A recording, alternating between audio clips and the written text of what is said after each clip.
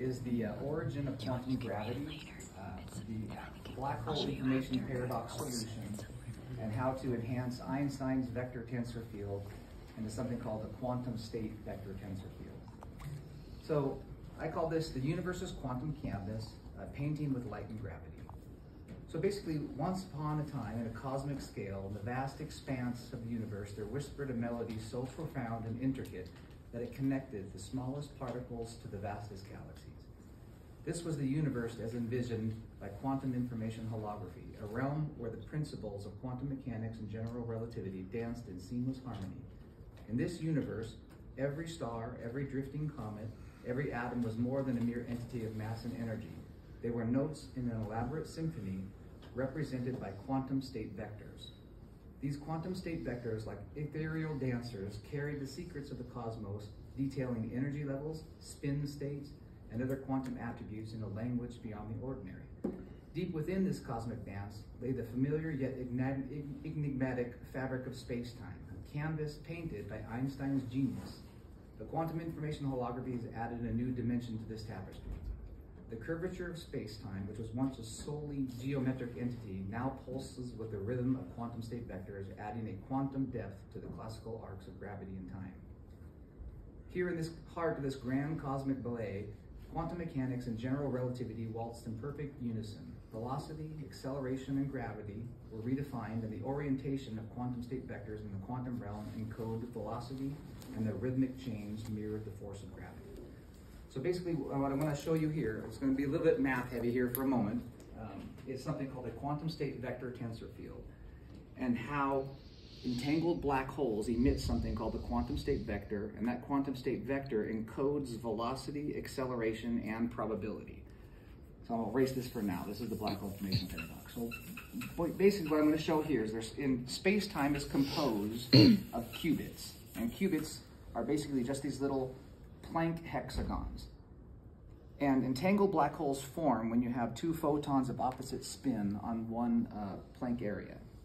So if you think of the universe like a movie, where it's going from one picture frame to the next picture frame to the next picture frame. And the universe is pulsing at something called Planck time, and Planck time is the fastest time rate that exists in the universe. In between Planck time, when you can't see the particles, like it's like going from one picture frame to the next, there's a moment when the picture frame is off. If you think of the universe similar to a movie camera or video, there's a moment in between Planck time where you can't observe any particles. In that moment, all particles are in superposition. And one of the potential possibilities is having two photons of opposite spin on one Planck area. When you have two photons of opposite spin on one Planck area, it collapses into an entangled black hole, which is connected by a wormhole, and then Hawking radiation interacts with the black holes and emits a quantum state vector. So if you imagine we have a space-time, it is composed of qubits. A quantum state vector is just a little line of Hawking radiation that is one Planck length long, and it is emitted onto a qubit.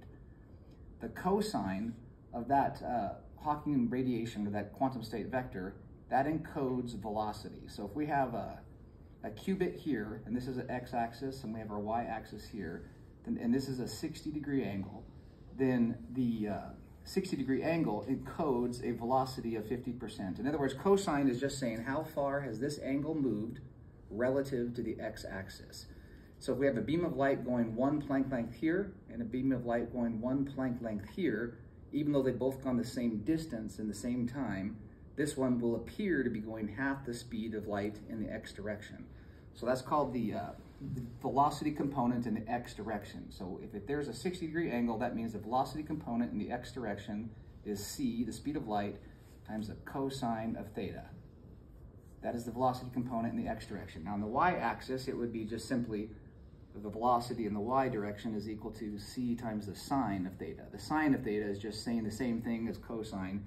It's just saying the percentage of the speed of light that the velocity in the y direction is encoded. So now Leonard Susskind, who is the chair of Stanford Physics, he has published that when a quantum state vector is emitted, the cosine squared of that quantum state vector gives you the probability that that qubit will be in a spin up or a spin down state one moment later.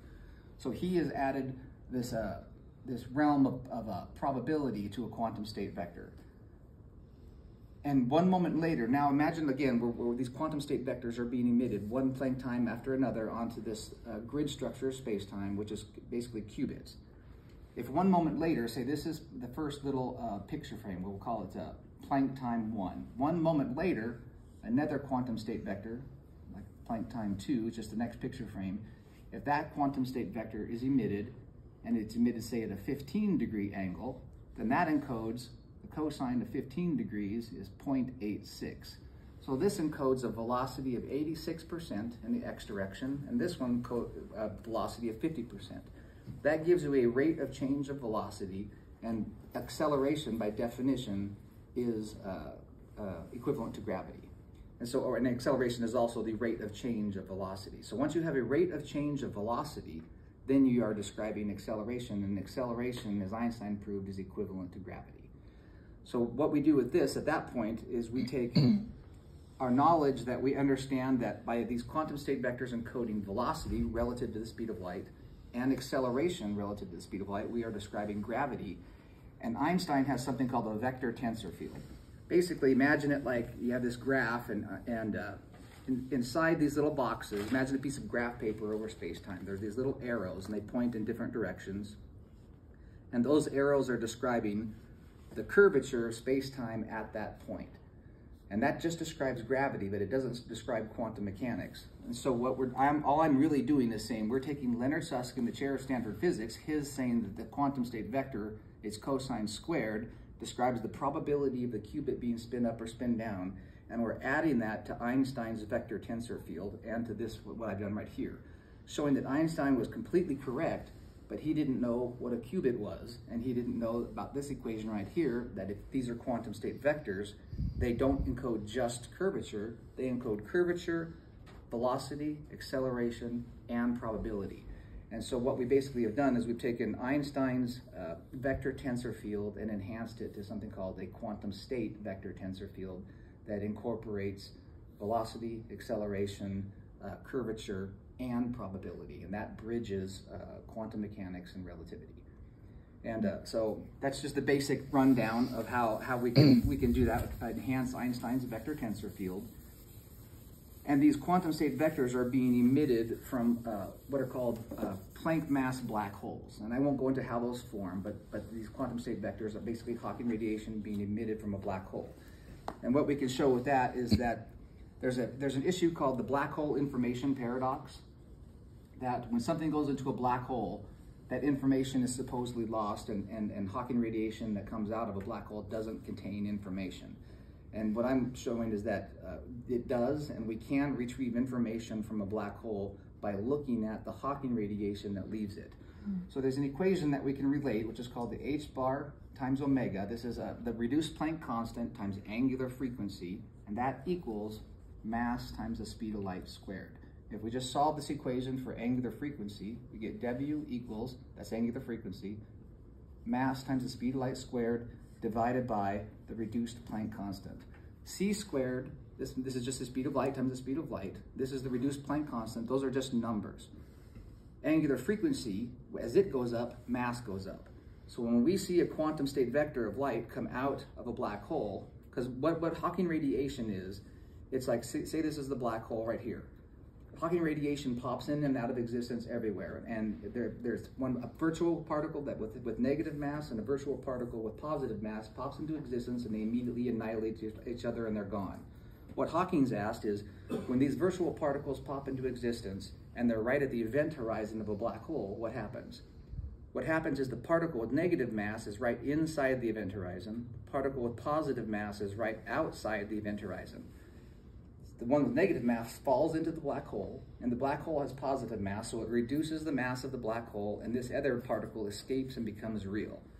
So what I'm saying is showing here is that the angular frequency of the Hawking radiation that leaves the boundary tells us the mass lost inside the black hole without looking in the black hole. By looking at the angular frequency of the Hawking radiation leaving, we can therefore infer the mass lost. And we can use this same principle to infer the charge and the spin of a black hole, basically without actually looking in the black hole. And so that's this thing called the black hole information paradox, and this is the solution to it. So when we're trying to infer the spin of a black hole, we look at the way that the Hawking radiation vibrates. We can infer its spin, and a good way to think about that is imagine there's a woman dancing in a dress, and imagine she suddenly becomes invisible like the black hole. You just can't see her. You can infer what she's dancing or how she is dancing by watching the flow of her dress. And that's what we're doing here, is we're watching the flow of the Hawking radiation to understand what's going on inside the black hole without actually looking inside the black hole. So if there's any questions in there, I don't want to go on too long with all the, Maybe 3 more minutes. Yeah, no problem. If there's any questions that anybody would like to ask, that'd be great. If not, we can leave it there. Okay. So you have photons, so the Hawking radiation, photons escape, but according to Susskind, from the outside, the information is really spread all over the event horizon. The event horizon, so the event horizon of a black hole behaves differently depending on the observer. So if you're going into a black hole, right, you'll see yourself just cross the black hole, and now you're in the black hole, and from your perspective, that information, you're gone and you're left this universe. But from an outside observer, as you approach the black hole, the black hole actually behaves as a white hole. And a white hole, when you solve the equations for a black hole, you get two solutions. Like when you say, what's the square root of 4? You can, 2 times 2 is 4, but -2 times -2 is 4. So there's two solutions. When you're an outside observer watching something go in the black hole, as it approaches the black hole, because the black hole has a large gravitational field, it starts to accelerate. And to an outside observer, time dilation occurs until you appear to freeze and become frozen as information around the black hole in the event horizon. And that information, according to that outside observer, never enters it. And what this is showing is that Hawking radiation allows you to understand the information that's fallen in the black hole by looking at its angular frequency. And a good way, yeah, go ahead. When black holes evaporate at the heat death, if that's what happens, is the information lost or is it retained? No, the information is conserved. Through Hawking radiation, information is conserved because it's telling you what's going on in the black hole, even when it's evaporated. It's telling you the internal contents of the black hole by analyzing the Hawking radiation that leaves the boundary. Just maybe you find it silly, but what, from your point of view, could electron have a consciousness? 100 years ago, they strictly believed that electron would have a consciousness. What would you say? So I don't know about electrons. What this is showing is that the singularity is entangled with the boundary. And the singularity is a perfect reflection of what is happening on the holographic screen or the boundary. And so basically when you have two entangled particles, so imagine we have these two photons, they have opposite spin, they become entangled, they're connected by a wormhole. Then when you find this one to be in a spin up state, the other one is immediately found to be in a spin down state. So what it's showing is that the singularity is a perfect reflection of what is happening on the holographic screen, which is our 4D flat spacetime. Yeah. Maybe a few words about the brain or something? Yeah. Yeah, I mean, I don't think too much about the brain. Of course, our consciousness, if everything in the university is entangled with the singularity, then so is our conscious. But what it means is everything in our brain and our conscious is a literal mirror reflection of the informational content of the singularity. A good way to think about it is the singularity is like a vinyl record. Vinyl records, they spin and they have bumps and grooves, and the needle reads those bumps and grooves, and then it plays the music on the speakers. The singularity is an interference pattern of light waves, and it's spinning at a high velocity, the speed of light. It is quantumly entangled with the holographic screen.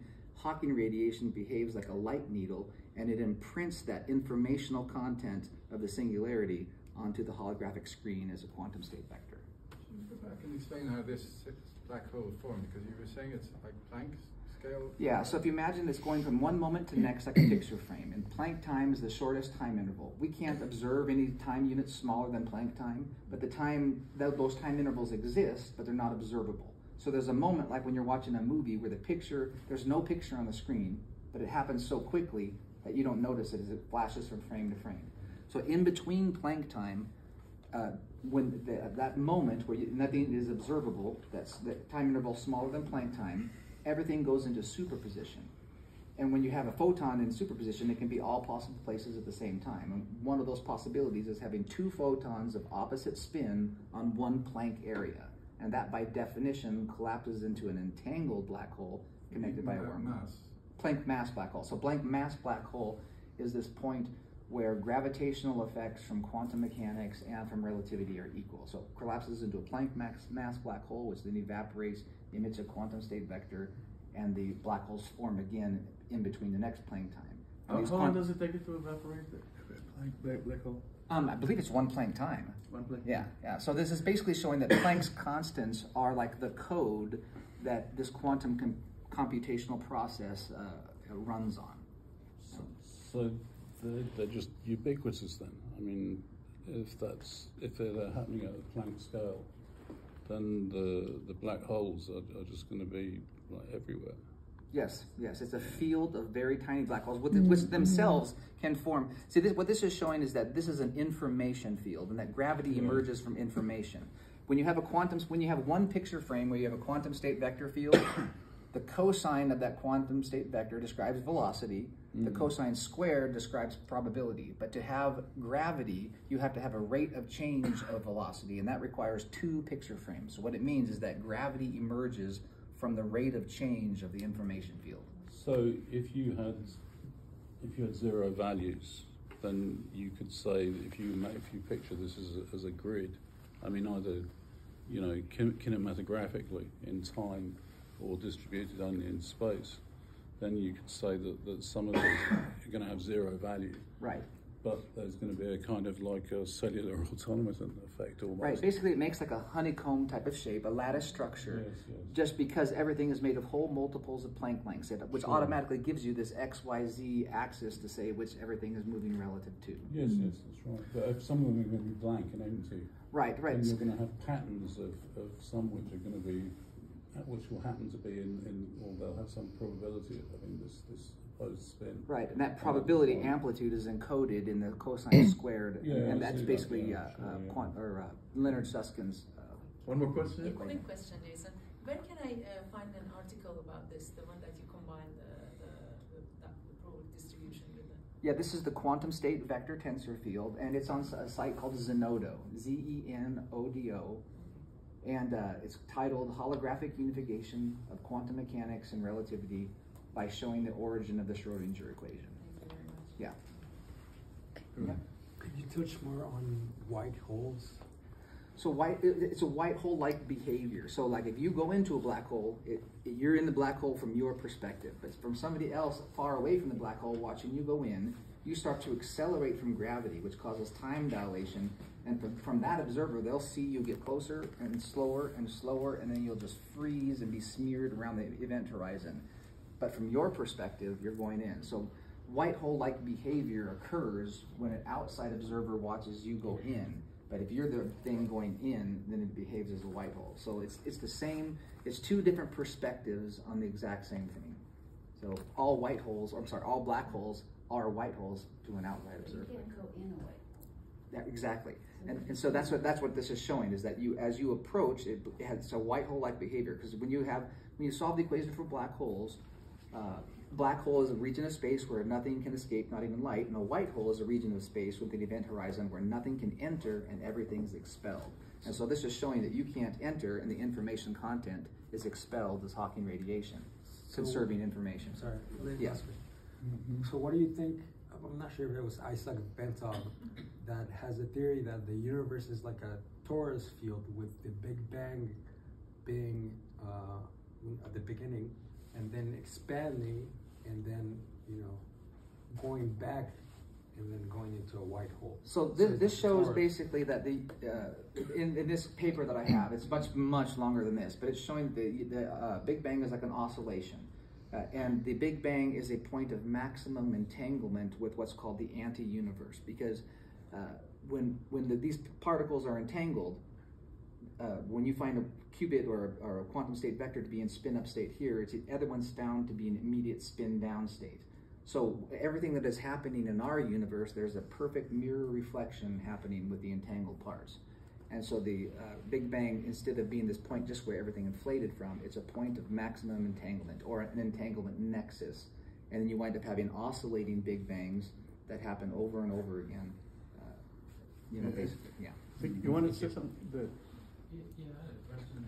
So, the black hole at the center of the Milky Way has like a big, like a sun or something going through the middle of it. I don't know what you call it. Right.